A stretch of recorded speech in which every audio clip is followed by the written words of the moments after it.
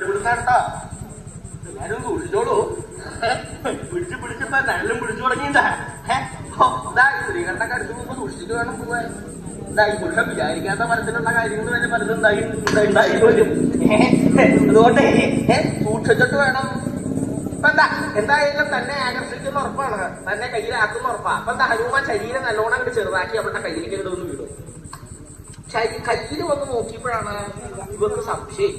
എന്നാലും ദൂരെ വെച്ച് കണ്ടപ്പോ വലിയൊരു കൊരയനെ കണ്ടത്. അപ്പൊ അടുത്തേക്ക് വന്നപ്പോ എന്താ ഒരു ചെറിയ കൊരങ്ങനെ ചെയ്തത്? സ്വതേങ്ങനെ ഇല്ലല്ലോ. ദൂരെ വെച്ച് കാണുമ്പോ ചെറുതാവുക, അടുത്തേക്ക് വരുമ്പോ വലുതാവുക അല്ലെ? ഇതെങ്ങനെ ദൂരെന്ന് വലുതായി അടുത്തേക്ക് വരുമ്പോ ചെറുതാവണേ? ചിലപ്പോ എന്റെ കണ്ണിന്റെ ബന്ധില്ലായ്മയാവും. എന്തായാലും വലിയ മാറ്റമൊന്നുമില്ല. ദൂരെ നിന്ന് കണ്ടതും അടുത്ത് വന്ന് കണ്ടപ്പോഴേ എന്നാ ചെറിയ കണ്ണും അതെ മൂക്കും ആ വാതൊക്കെ കാണുമ്പോ നല്ലൊരു കുടി കുറയ്ക്കാൻ കിട്ടിയതായി. തൊണ്ടയില് തൊടാതെ ഉള്ളിൽ പോയി. ഹനുമാനും അതായിരുന്നു വേണ്ടിയിരുന്നത്.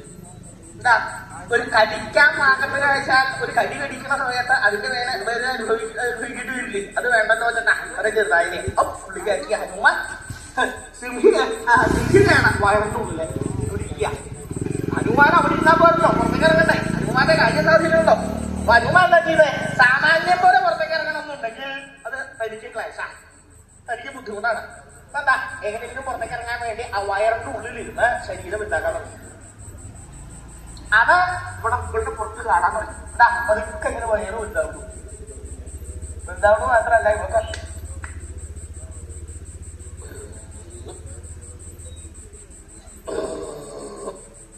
അത് ഒരു കുട്ടി കൊരങ്ങനെ കഴിഞ്ഞപ്പോഴേക്കും വയറ് നടന്നൂലോ.